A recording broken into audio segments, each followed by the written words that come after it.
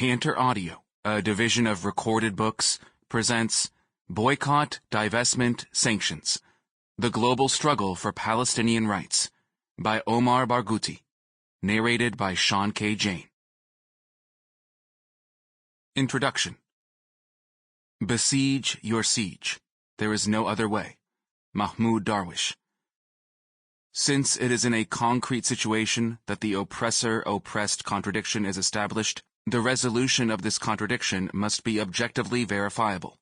Hence, the radical requirement, both for the individual who discovers himself or herself to be an oppressor and for the oppressed, that the concrete situation which begets oppression must be transformed. Paulo Freire. First they ignore you, then they laugh at you, then they fight you, then you win. Mahatma Gandhi. Almost every day, the pale, slender woman complains to the ruthless, self-righteous ruffian about the miserable little shack she is confined to, not to mention the daily abuse she has to put up with. Sick of her endless whining, one day he brings in a goat to stay with them. Her complaints turn into desperate sobbing, quite expectedly, so he punches her until she bleeds. She cries in silence, mourning for the day when she had more space, without the goat crowding the miserable shack. After weeks of her begging, he gets rid of the goat. Now she feels she has her space again. Everything is finally back to normal, just the usual dose of abuse and exploitation. For a day she is content with her accomplishment, but the next morning she wakes up with an eruption of long-suppressed memories, erasing her forgetfulness and disturbing her peace. She remembers when he first abducted her and forced her into slavery. She realizes how she has rationalized and internalized the battering as part of surviving, as the lesser evil. She could no longer care less about an extra few square feet here or there. She wants to feel whole again, and nothing less than her freedom, unmitigated, unconditional, would do. So she sets out to resist and calls out for support. For more than 6 decades, Israel has enjoyed the best of both worlds. A free hand to implement its extremist colonial agenda of ethnically cleansing as many indigenous Palestinians from their homeland and grabbing as much of their land as possible, and simultaneously a deceptive mythical reputation for democracy and enlightenment. It has effectively succeeded in cynically exploiting the Nazi genocide of European Jewish communities, transforming the pain and guilt felt across the West into an almost invincible shield from censure and accountability. As Archbishop Desmond Tutu said, I think the West, quite rightly, is feeling contrite, penitent, for its awful connivance with the Holocaust. The penance is being paid by the Palestinians. I just hope again that ordinary citizens in the West will wake up and say, we refuse to be part of this. The collapse of the Soviet Union, the emergence of the United States as the sole superpower, and the ascension in Washington of a militarist, neoconservative, self-described cabal with uniquely strong ties to Israel, and to warmongering Israeli leader Benjamin Netanyahu in particular, all allowed Israel to maximize its gains and influence over decision-making processes in the United States. Israel's power in the U.S. Congress has been established for quite some time. During the George W. Bush era, the White House was subject to many of the same influences. The criminal attacks of September 11, 2001, created what Netanyahu saw as a golden opportunity to further consolidate Israel's already great influence over policy setting in Washington. And starting a decade earlier, the sham peace process launched by Israel and the Palestine Liberation Organization, PLO, in Oslo in 1993, had rehabilitated Israel's diplomatic and, crucially, economic ties with dozens of countries across the world, opening up badly needed markets for the state's expanding industrial, particularly military manufacturing prowess. Ironically, at the peak of its military, nuclear, economic, and political power, Israel started becoming more vulnerable. The fact that the United States got mired in a seemingly indefinite war on terror, which should aptly be called the mother of all terror, as it is the most egregious and immoral form of state terror, shedding any veneer of respect for international law, and simultaneously a cause of much terror by fanatic groups in many countries, causing death and destruction in Iraq and Afghanistan of genocidal proportions, and a significant loss of U.S. soldiers' lives, has started to open some cracks in the otherwise iron wall of support for Israel in the U.S. establishment. The 2008 defeat and democratic purge of the neocons helped widen those cracks. John Mearsheimer, expert on the Israel lobby in the United States, describes the process of change, which has accelerated recently. The combination of Israel's strategic incompetence and its gradual transformation into an apartheid state creates significant problems for the United States. There is growing recognition in both countries that their interests are diverging. Indeed, this perspective is even garnering attention inside the American Jewish community. Jewish Week, for example, recently published an article entitled "The Gaza Blockade: What Do You Do When U.S. and Israeli Interests Aren't in Sync?" Leaders in both countries are now saying that Israeli policy toward the Palestinians is undermining U.S. security. Vice President Biden and General David Petraeus, the head of Central Command, both made this point recently, and the head of the Mossad, Meir Dagan, told the Knesset, Israel's parliament, in June, Israel is gradually turning from an asset to the United States to a burden. For decades, Israel supporters have striven to shape public discourse in the United States so that most Americans believe the two countries' interests are identical. That situation is changing, however. Not only is there now open talk about clashing interests, but knowledgeable people are openly asking whether Israel's actions are detrimental to U.S. security. This context of relative change in the U.S. establishment, accompanied by more radical change at the grassroots level in the United States and Europe, in reaction to Israel's war crimes and other grave violations of international law in its bloody suppression of the Second Palestinian Intifada, provided fertile ground for a well-conceived, non-violent citizens' movement for Palestinian rights to flourish. On July 9, 2005, Palestinian Civil Society launched what is now widely recognized as a qualitatively different phase in the global struggle for Palestinian freedom, justice, and self-determination against a ruthless, powerful system of oppression that enjoys impunity and that is intent on making a self-fulfilling prophecy of the utterly racist, myth-laden foundational Zionist dictum of a land without a people for a people without a land. In a historic moment of collective consciousness, and informed by almost a century of struggle against Zionist settler colonialism, the overwhelming majority in Palestinian civil society issued the call for boycott, divestment, and sanctions, BDS, against Israel until it fully complies with its obligations under international law.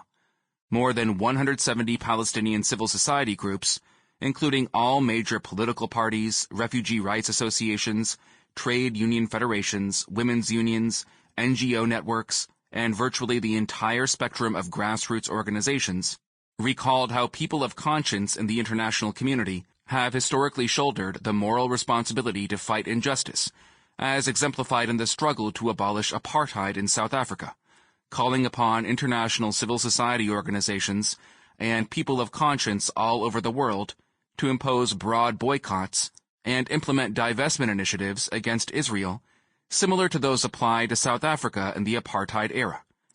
Since 2008, the BDS movement has been led by the largest coalition of Palestinian civil society organizations inside historic Palestine, and in exile, the BDS National Committee, BNC. Peace, Justice, and Rights. Ngugi wa Thiong'o, one of Africa's most important contemporary writers, wrote in the introduction to his Decolonizing the Mind about how imperialism presents the struggling peoples of the earth with the ultimatum that they must accept theft or death, adding, "The oppressed and the exploited of the earth maintain their defiance, liberty from theft, but the biggest weapon wielded and actually daily unleashed by imperialism against that collective defiance is the cultural bomb. The effect of a cultural bomb is to annihilate a people's belief in their names, in their languages, in their environment, in their heritage of struggle, in their unity, in their capacities, and ultimately in themselves. It makes them see their past as one wasteland of non-achievement, and it makes them want to distance themselves from that wasteland. It even plants serious doubts about the moral rightness of struggle.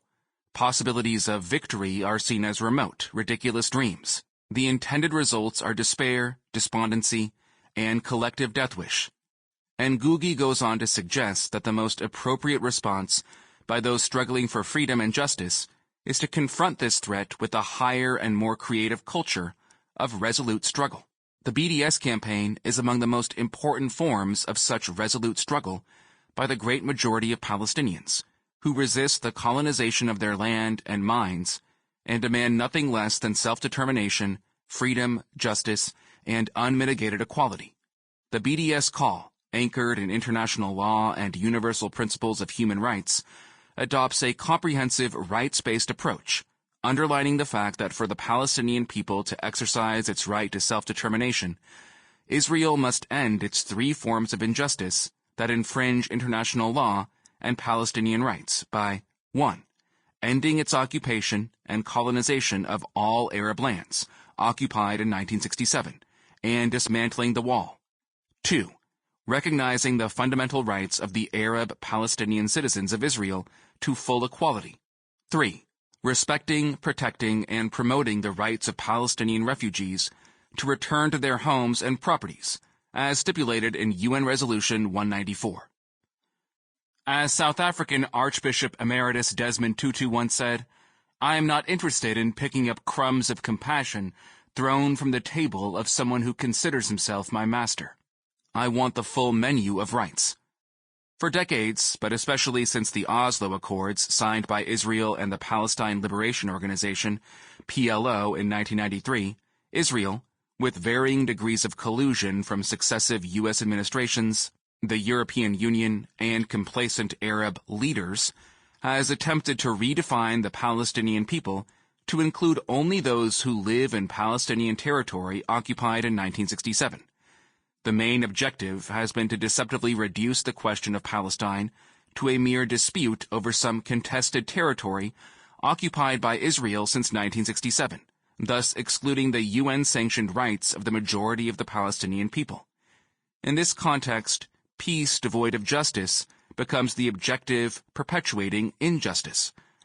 The so-called international community, under the hegemonic influence of the United States, the world's only superpower, has not only failed to stop Israel's construction of the wall and its settler colonies, both declared illegal by the International Court of Justice in 2004, it has colluded in undermining hitherto UN-sanctioned Palestinian rights.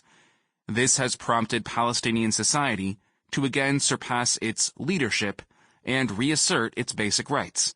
The BDS call, with unprecedented near-consensus support among Palestinians inside historic Palestine, as well as in exile, reminded the world that the indigenous Palestinian people include the refugees forcibly displaced from their homeland by Zionist militias and later the State of Israel during the 1948 Nakba, and ever since, as well as the Palestinian citizens of Israel who remained on their land and now live under a regime of legalized racial discrimination, ending the largely discernible aspects of the Israeli occupation while maintaining effective control over most of the Palestinian territory occupied in 1967 in return for Palestinians accepting Israel's annexation of the largest colonial blocks with the most fertile lands and richest water resources, relinquishing the right of return, and accepting Israel as an apartheid state.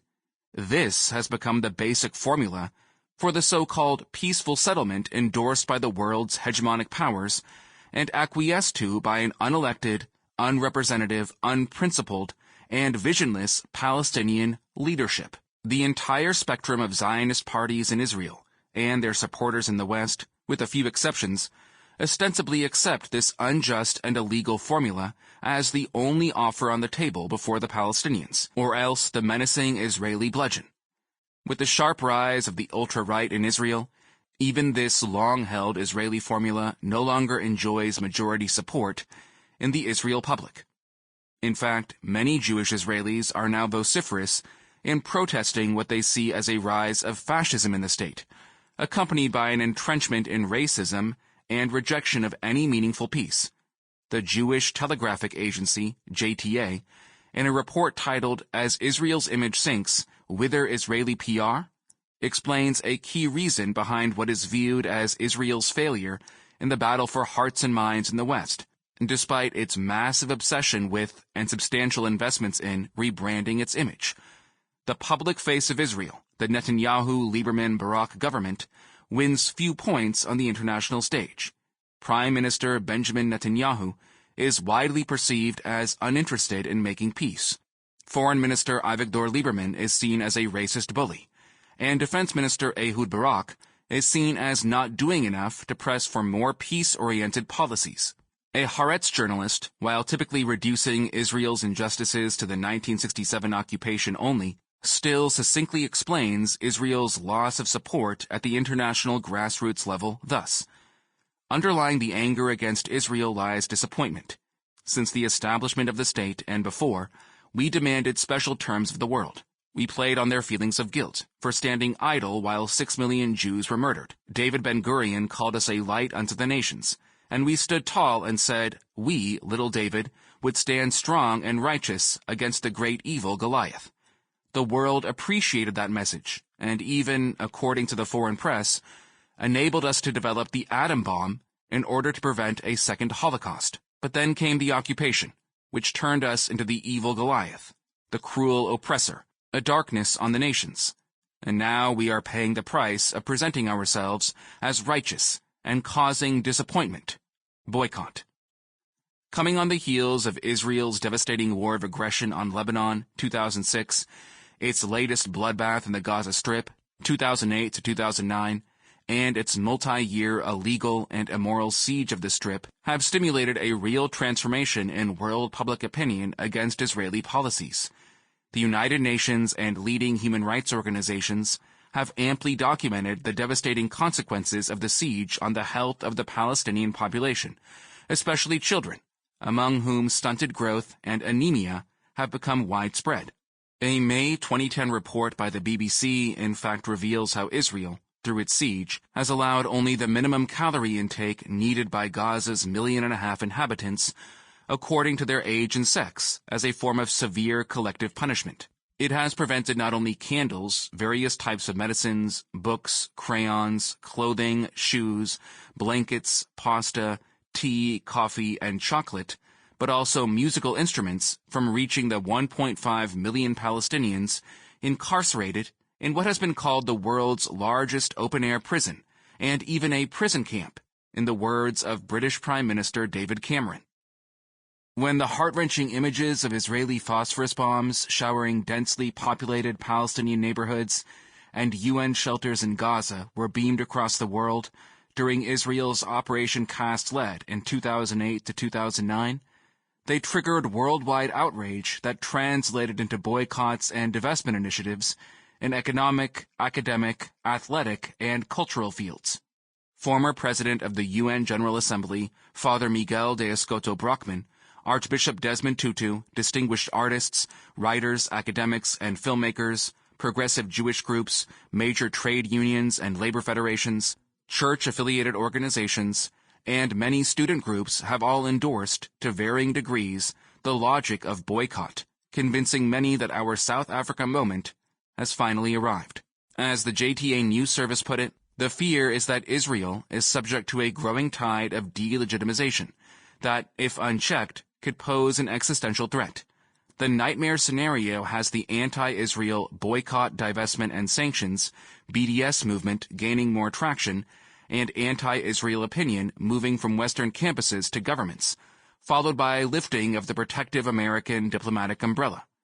In the same vein, in May 2009, at a policy conference of the American Israel Public Affairs Committee, AIPAC, Executive Director Howard Kaur warned that BDS was reaching the American mainstream and laying the predicate of abandonment of Israel.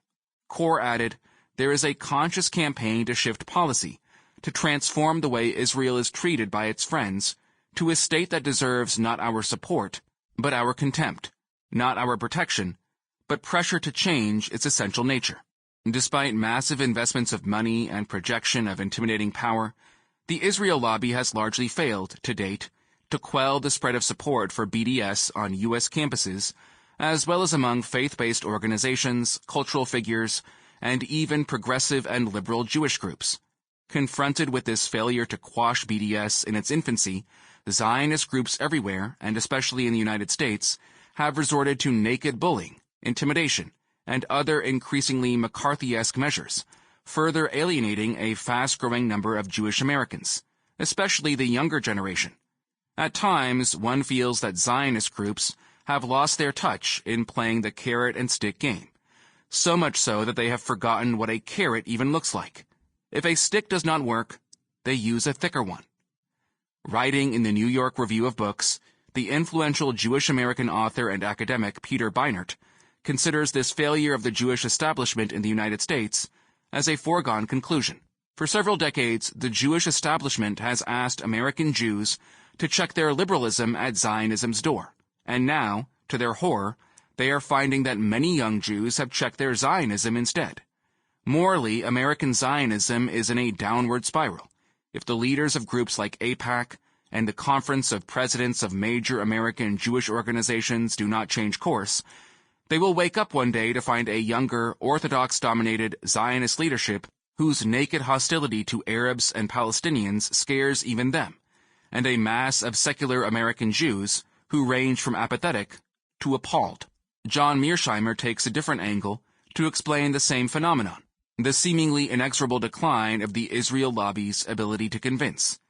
The lobby's unstinting commitment to defending Israel, which sometimes means shortchanging U.S. interests, is likely to become more apparent to more Americans in the future, and that could lead to a wicked backlash against Israel supporters as well as Israel. The lobby faces yet another challenge. Defending an apartheid state in the liberal West is not going to be easy. Once it is widely recognized that the two-state solution is dead and Israel has become like white-ruled South Africa, and that day is not far off, support for Israel inside the American Jewish community is likely to diminish significantly. The most consequential achievement of the first 5 years of the BDS movement was indeed to expose the essential nature of Israel's regime over the Palestinian people as one that combines military occupation, colonization, ethnic cleansing, and apartheid. Israel's mythical and carefully cultivated decades-old image as a democratic state seeking peace may, as a result, have suffered irreparable damage. The September 13, 2010 Time magazine cover story, Why Israel Doesn't Care About Peace, may be the most prominent indicator yet of the growing feeling among many in the West, even in the environments most supportive of Israel's policies, that Israel truly has no interest in peace, particularly given that it has not yet been compelled to pay a serious price for its belligerence and persistent violations of international law. While analysts and legal experts continue to debate to what degree, or whether, the UN definition of apartheid applies to Israel's system of legalized racial discrimination, it has become more common in the mainstream Israeli media to read and hear the term fascism used by prominent figures to describe Israel. To cite one recent reason for increased usage of the term, the Israeli Supreme Court, in line with its long history of justifying racial discrimination and other violations of international law, sanctioned the planned construction of 3 apartment buildings for Jews only in the Jaffa neighborhood of Ajami, despite the fact that such a decision entails blatant racial discrimination. Hundreds of academics, artists, and other intellectuals signed a Declaration of Independence from fascism right after the Israeli government overwhelmingly voted to adopt an amendment to the Citizenship Act, dubbed the Loyalty Oath, whereby non-Jews applying for Israeli citizenship would have to pledge allegiance to Israel as a Jewish democratic state. Far-right Knesset member Michael Ben-Ari said following the vote, 20 years have passed since the assassination of Rabbi Kahana, and today Likud admits he was right. It's a refreshing change to see the Likud government, which persecuted the rabbi over his call to have Arabs sign a loyalty oath, admit today that what Kahana said 20 years ago was correct. Meir Kahana was a fanatically racist rabbi elected to the Knesset in 1984. In 1988, Kahana's party, Chak, was banned for its incitement of racism. While in office, Kahana's legislative proposals included revoking Israeli citizenship from non-Jews and banning Jewish-Gentile marriages or sexual intercourse. He advocated ethnic cleansing and plotted acts of terrorism. While his views were regarded in the 1980s as extremist, mainstream Israeli parties today have adopted several of his most extreme positions. In reaction to the loyalty oath, Israeli award-winning academic Gavriel Solomon went so far as to compare today's Israel to Germany in the 1930s. The idea of Judenrein, Jew-free zone, or Arab Rhine is not new. Some might say, how can you compare us to Nazis? I'm not talking about the death camps, but about the year 1935. There were no camps yet, but there were racist laws, and we are heading forward toward these kinds of laws. The government is clearly declaring our incapacity for democracy. The well-known Israeli writer Sefi Raklevsky differed on the time frame of the comparison. The struggle today is not between left and right, but between Democrats and fascists. Israel is becoming fascist and racist. In a sense, you could say, we are not so much like the madness that was in Germany in 1933, but rather in 1944 to 1945, when they were in danger of losing the war that madness prevented them from stopping. Israeli journalist and activist Uri Avneri has also compared the specter of fascism in Israel with the Nazi rise to power in Germany. He warns that fascism has started to take over the Israeli government and Knesset, and that unlike in the West, where far-right groups are also growing in influence, Israel's very existence is threatened by fascism. It can lead our state to destruction. After the Knesset took a significant step toward criminalizing any call for boycott of Israel or its institutions by citizens, residents, and even foreigners entering the country, Avneri wrote, "No doubt can remain that Kahanism, the Israeli version of fascism, has moved from the margin to center stage." Reacting to the same development, the former chief editor of the influential Israeli daily Haaretz, David Landau, called for boycotting the Israeli Knesset to stand against the wave of fascism that has engulfed the Zionist project. The by now customary calls by Israeli Foreign Minister Avigdor Lieberman, even from the podium of the UN General Assembly, for ethnically cleansing Palestinian citizens of Israel and rejecting any peaceful settlement demanding a significant withdrawal of Israel from occupied Palestinian territory, have only accelerated the spread of the view of Israel as a world pariah. A prominent Israeli academic commented thus on the far-right politics of Israeli cabinet ministers. Israel is currently the only Western country whose cabinet includes the likes of Foreign Minister Avigdor Lieberman, Justice Minister Yaakov Neiman, and Interior Minister Eli Yishai. The last time politicians holding views similar to theirs were in power in post-World War II Western Europe was in Franco's Spain. An Israeli BDS activist's mother, who lives in Tel Aviv, jokingly asked her son, "Has Lieberman been recruited to your BDS movement too?" This growing outcry about Israel becoming fascist reflects an unprecedented level of anxiety among liberal Zionists in Israel and elsewhere, that Israel's system of colonial and racist repression, under which indigenous Palestinians have suffered since 1948, will now target Jewish Israeli dissenters as well. The facade of democracy, not democracy itself, is what is truly collapsing in Israel, as democracy has never existed in any true form, nor could have existed in a settler colonial state like Israel. Apartheid South Africa was a democracy for whites, after all, and the United States was a democracy when southern states were still holding on to apartheid laws against African Americans and other non-whites.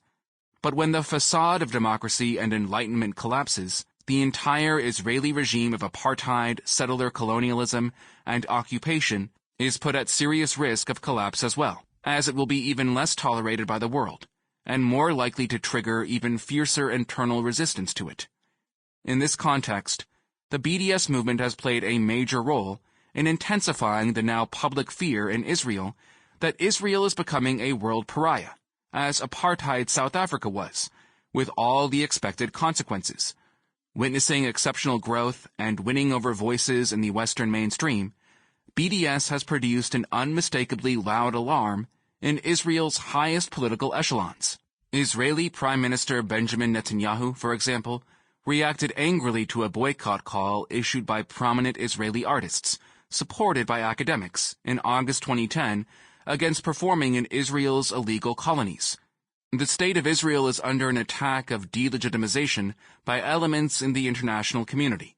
This attack includes attempts to enact economic, academic, and cultural boycotts, The last thing we need at this time is to be under such an attack. I mean this attempt at a boycott from within. The term delegitimization was first used by a shady Tel Aviv think tank. Sample complete. Ready to continue?